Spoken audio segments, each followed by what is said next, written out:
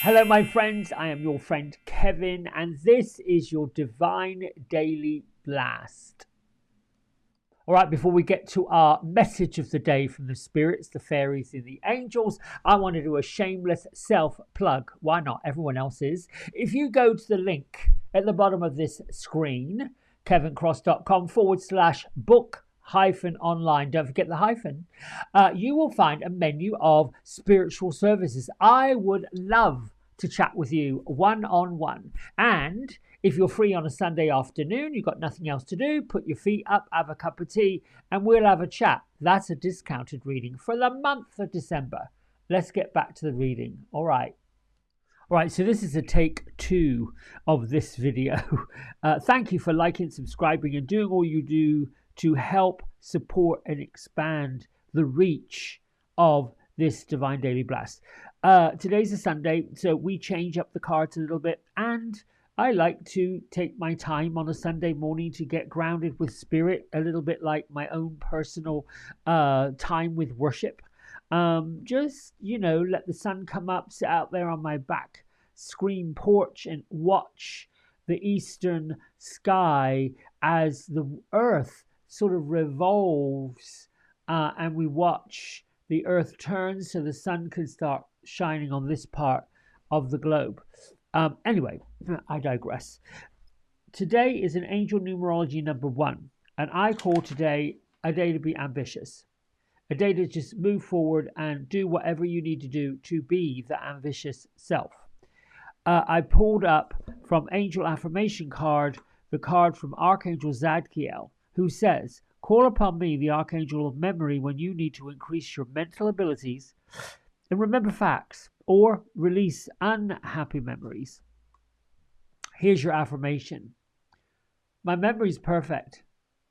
I remember everything easily. This is a good card, particularly when we're on this number 1 angel numerology day. And if you were into tarot, you think of the number 1 card as being the number of the magician, wishes coming true, working with the Archangel Zadkiel, the Archangel Uriel, to allow yourself to be bodacious and brilliant. My isms: I am worthy of divine opulence and deserving of divine benevolence. I am in command of everything, of receiving divine abundance. I love watching how the universe makes things happen.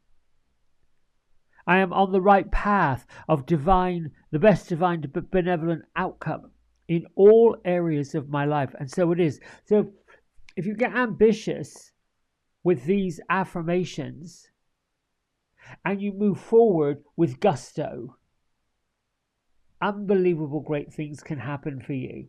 Now, our Divine Master, who's going to be working with us all week long, happens to be Ishtar. Now, Ishtar is the goddess of love and the goddess of war in many different types of historical, what do you want to call it? I would say back in history, like she was considered like precious in the East Semitic cultures. She's considered the goddess of love and war in the Akkadian and the Assyrian and the Babylonian times. She's got many names, many faces, but lots of times she works with this 8-pointed star, as you can see on the choker, in every possible direction: north and south, east and west, and then the other 4 that point between the two. So your message for this entire week from Ishtar is the revelation of truth. It's important to listen to your higher guides.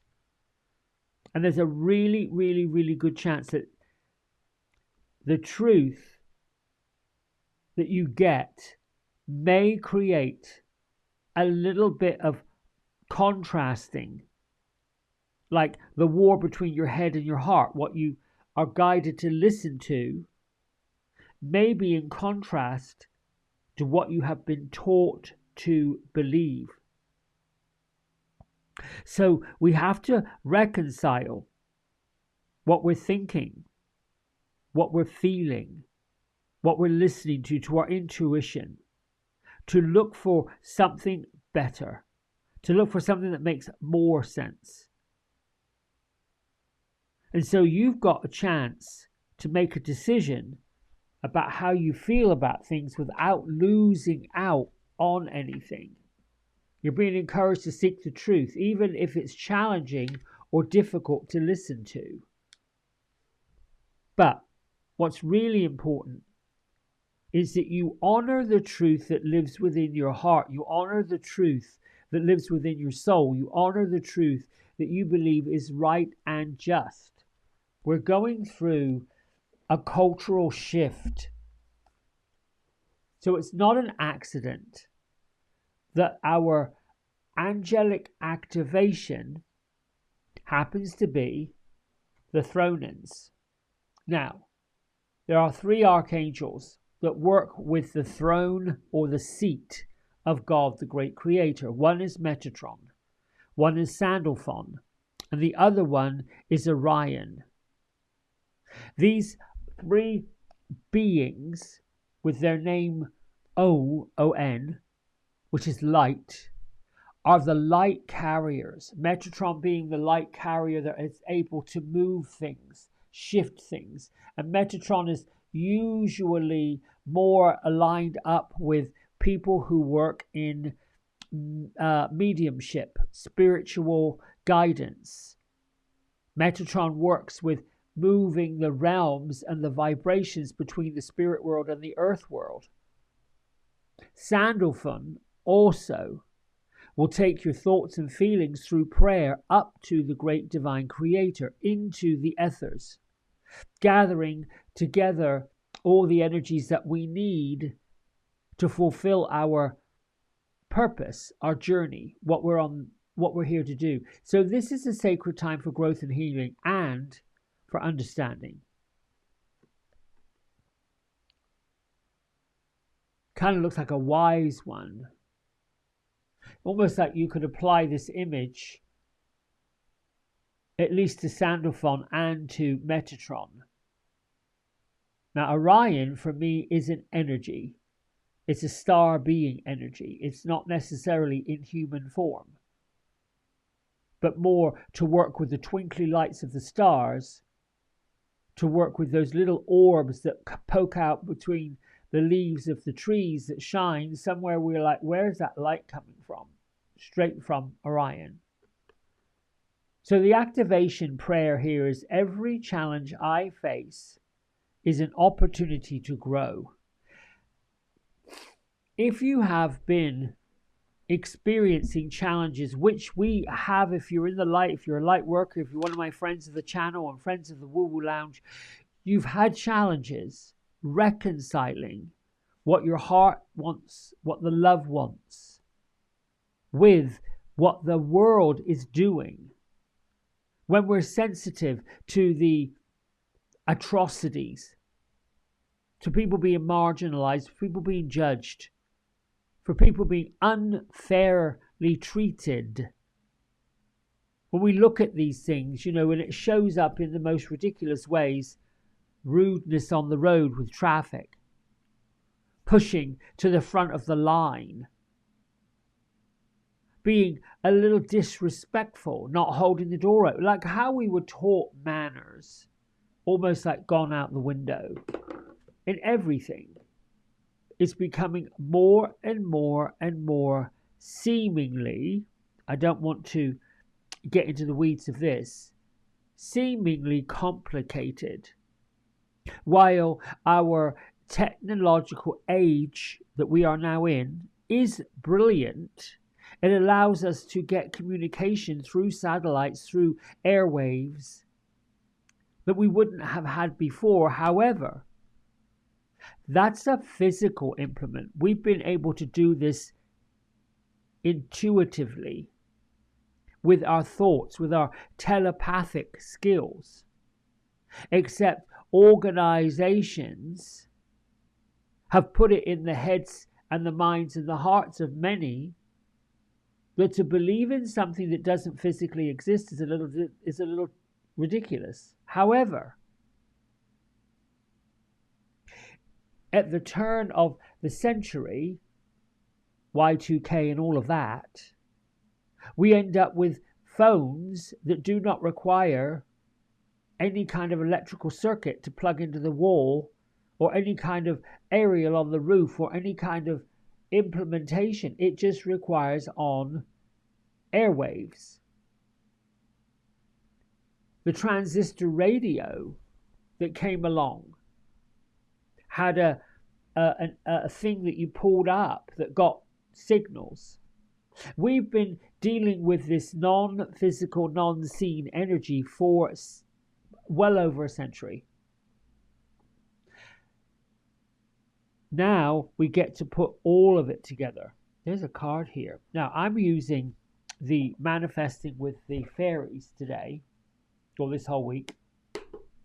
This is a deck by Karen Kay. It's a fun deck. It's a light deck.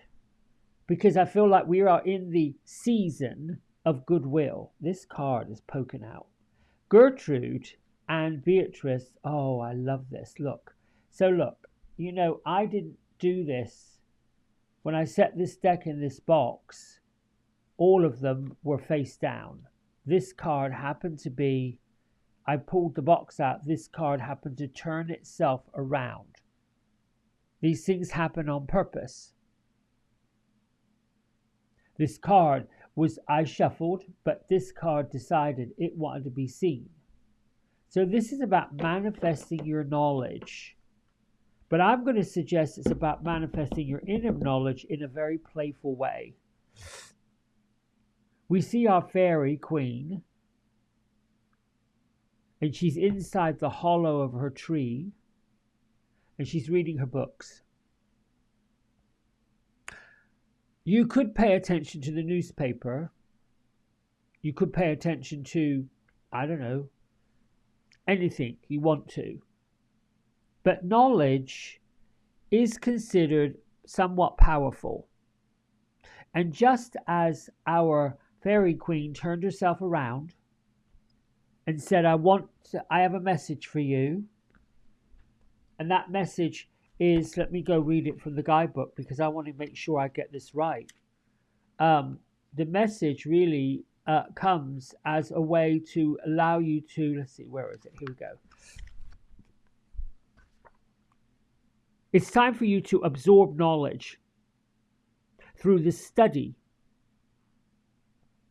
Knowledge can come to us via books or life experience. Use yours wisely. For manifestation, she is suggesting that we manifest more knowledge by practical means. Read books and study things and bring your heart to joy. Become like a sponge, absorbing all the information you need to absorb. And here's your affirmation from this fairy. I am naturally wise and knowledgeable. I absorb any knowledge. Oh. This is interesting. I am naturally wise and knowledgeable. I absorb any knowledge I require with ease. Maybe this whole reading and this whole divine blast is truly not only about going inward, but truly listening to watching the universe work through you.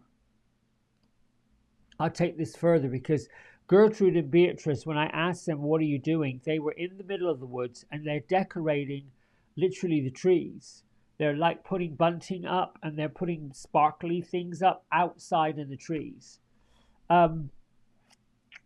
It's fun. They're just getting ready for the holidays. But what they're saying is they're getting ready for greater things to come. They're getting ready for greater things to occur. They're getting ready for the realms to come together. Now, 2 or 3 years ago, if I was saying something like this, I'd even have to question my own mental sanity. But even by looking at this card and how she was twisted the other way when I opened the box, after shuffling, that tells me, oh, pay more attention to this kind of stuff. Pay more attention to these signs. Pay more attention to what you're listening to. Particularly if you're guided towards a group of people, like-minded people, there will likely be one or two that may not agree. It's okay. It's all fine. Find your way towards people that do. Find your way towards people, places, situations, and stories that line up, that speak your language. And use your knowledge. Increase your knowledge. Know that you're worthy of all this. Know that you're here for a purpose. You're here for a reason. And I think getting quiet and listening. I sometimes like to listen to soft music without any words and just let myself go into that meditation state. I'm listening now to see if there's anything else I need to know. They're saying no. There's great wars going on, Ishtar says, that are having us believe certain things. And she's saying, do not have any fear. Because within each one of us is the ability to love and the ability to be fearful. And she wants us to realize there is strength in coming from there's strength from coming from your inner knowledge of knowing that we're all moving forward. I don't know if I'm making sense with any of this. All I'm going to say is I'm on the right path to the best divine benevolent outcome in all areas of my life. And I wish you the joy of being ambitious about starting your own path to your own benevolent outcome. You're worthy. What did I pick up today? Oh, here we go. Sunday, the 8th of December. It would be wonderful if December energies were smooth, but under today's lovely Pisces moon, there are still some dramas to get through. It's a quarter moon, so remember also to focus on your gratitude practice. That just might be it. You may be ambitious about, I am going to start a gratitude journal. Mine's almost full. I got to get another one. But I love doing it, and I do it right before I come on here and do this, because I'm grateful for all of you. And I feel like this reading today is a little bit all over the place. Feels a bit cattywampus. And I like the general message, but woo, it took a while. Anyway, my friends, listen, until tomorrow, big love. Thanks for tuning in. Bye for now.